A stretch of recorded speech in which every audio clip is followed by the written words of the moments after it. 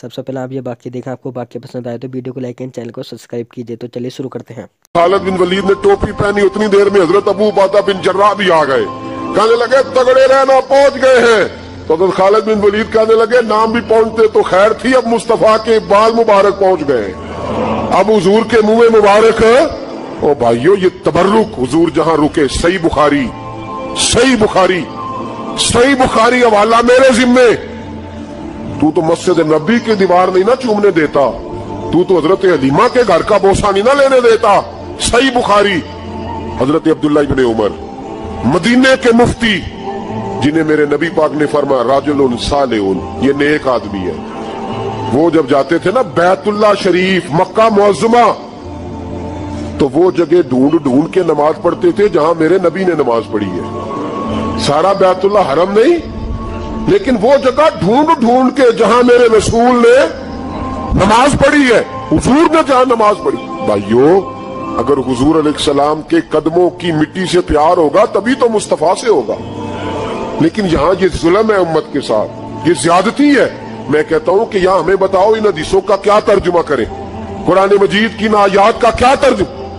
حضرت ام سلمہ حضور کی زوجہ ہیں، بخاری مسلم، ان کے پاس حضور کا ایک بال مبارک تھا، چاندی کی ڈیبیا میں بند کر کے رکھا ہوا، جو لا علاج مریض ہوتا وہ حضرت ام سلمہ کے پاس لایا جاتا، وہ کہتی پیالے میں تھوڑا پانی لاؤ، پیالے میں پانی آتا تو وہ منہ مبارک کو پیالے میں ذرا بھگو دیتی، کہتی لو پی لو، اللہ شفا عطا کر دے گا۔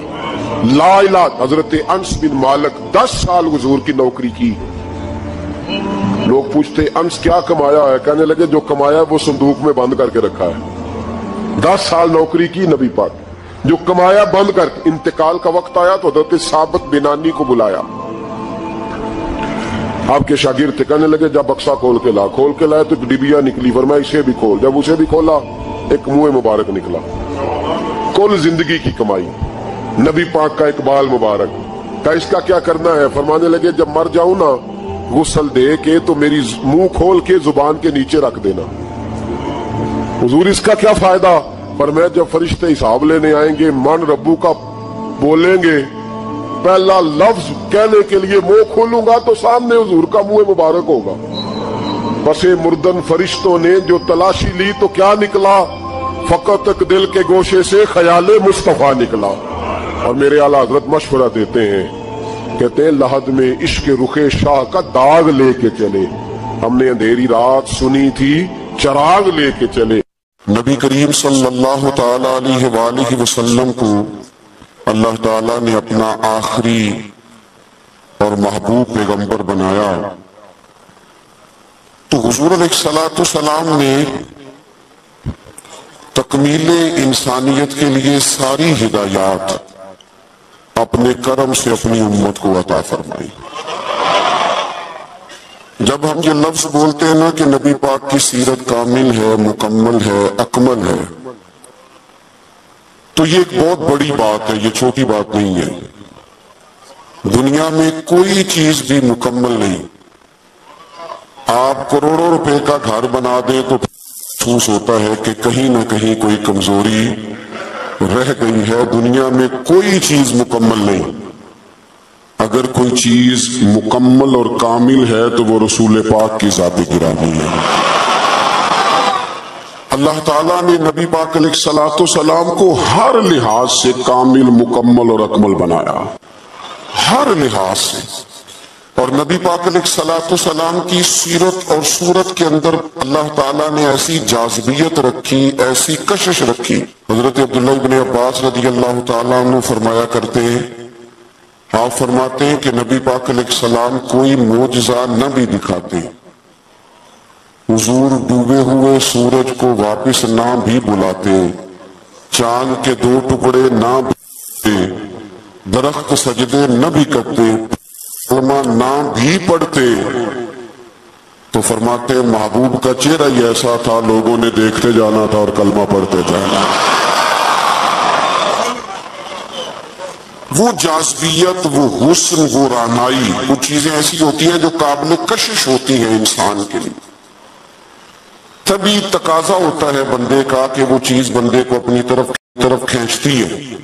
جتنی قابل کشش چیزیں تھیں صورت اور صورت کے لحاظ سے اللہ نے ساری مدینے والے محبوب کو عطا فرمایا محمد الرسول اللہ صلی اللہ علیہ وسلم، محمد اللہ کے رسول ہیں، محمد اللہ کے رسول، کامل صورت و سیرت کے ساتھ اللہ نے محبوب کو مبعوث فرمایا۔ اب جو نبی پاک علیہ السلام نے تربیت کی بات کی نا، لوگوں کو سمجھانے اور سکھانے کی بات کی، تو ایسا نہیں ہے کہ جو بات اچھی تھی فقط جو اچھی تھی وہ حضور نے کر دیا، ایسا نہیں، بلکہ محبوب فرماتے ہیں میں مکارم اخلاق کی تکمیل کے لیے آیا ہوں، یعنی حضور نے وہ اچھی بات کی ہے کہ اس سے زیادہ اچھی بات ہو سکتی نہیں، وہ آخری درجہ ہے خیر کا، اس سے زیادہ اچھی بات ہو نہیں سکتی۔ اللہ کے محبوب علیہ السلام نے جو تربیت فرمائی لوگوں کی، تو وہ تربیت تھی یتلو علیکم آیاتنا ویزکیکم، کہ محبوب تم پر آیتیں پڑھیں گے اور تمہارے باطن کو پاک فرما دیں گے۔ نبی پاک علیہ السلام کے سامنے جو جماعت آئی نا، سب سے پہلے حضور نے جن کی تربیت کی، سب سے پہلے جن لوگوں کو نبی پاک علیہ السلام سے فیض لینے کا اور امت میں بانٹنے کا اللہ تبارک و تعالیٰ نے موقع عطا کیا، وہ نبی پاک کے اہل بیت ہیں اور حضور کے صحابہ کرام ہیں۔ جو دنیا کے بہترین لوگ تھے نا، بہترین عقل و خرد کے لحاظ سے، فہم و فراست کے لحاظ سے، تقوی اور روحانیت کے لحاظ سے جو بہترین لوگ تھے، وہ اللہ تعالیٰ نے اپنے محبوب کی غلامی کے لیے منتخب فرمایا۔ انسانی مزاج اس طرح کا ہے کہ اس میں منفی چیزیں زیادہ آتی ہیں، طبیعت اس طرح کی ہوتی ہے کہ شر کو بعضوں کا دل جلدی قبول کرتا ہی مزاج ہوتا ہے۔ حضور علیہ السلام نے فرمایا اللہ تعالیٰ نے دوزخ کو خواہشات سے ڈھانپ دیا، جو چیزیں دل کو طبیعت کو جلدی اپنی طرف کھینچتی ہیں وہ دوزخ کی طرف لے جاتی ہیں، خواہشات نفسانیہ جو ہوتی ہیں، انسان کی طبیعت جلدی مائل ہوتی ہے۔ لوگوں نے جب دیکھا نا کہ ایک بہترین جماعت ہے حضور کے صحابہ اور اہل بیت کی، اور اتنی اعلیٰ جماعت ہے کہ نہ کبھی زمین نے ایسے لوگ دیکھے تھے نہ آسمان نے کبھی ایسے لوگ دیکھے تھے، اور اللہ کے محبوب علیہ السلام کے فیضان نبوت سے یوں اجلے ہوئے ان کے باطن کہ دنیا میں وہ جدھر جدھر بھی گئے نا نور ہی بکھیرتے گئے۔ اب جب لوگوں نے یہ دیکھا نا کہ اتنی اہم جماعت ہے اور اتنا بڑا انقلاب اس نے برپا کر دیا ہے، اور اتنی زیادہ انہوں نے اس کے اندر دین کے اندر اور فتوحات کے اندر اضافہ کر دیا، اب شر پھیلانا تو بڑا ضروری ہوتا ہے۔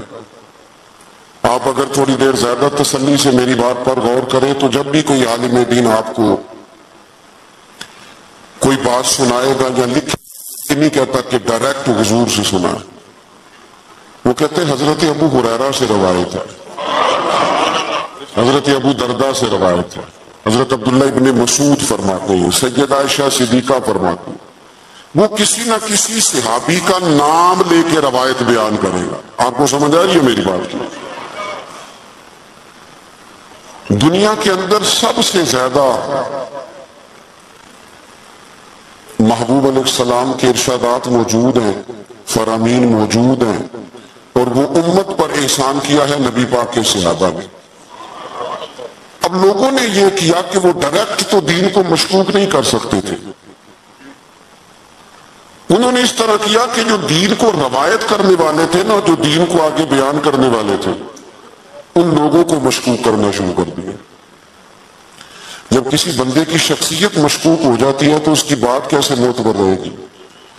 لوگوں نے چال یہ چلی، زیادتی یہ کی دین کے ساتھ کہ صحابہ اور اہل بیت کی لڑائیاں ثابت کرنی شروع کر دی، معاذ اللہ عداوتیں ثابت کرنی شروع کر دی، اور ان لوگوں کو مشکوک کرنا شروع کر دیا، تاکہ اب ظاہر ہے جب ایک شخص ہی مشکوک ہو جائے گا تو اس کی بیان کردہ باقی پسند آئے تو ویڈیو کو لائک اینڈ چینل کو سبسکرائب کر دو۔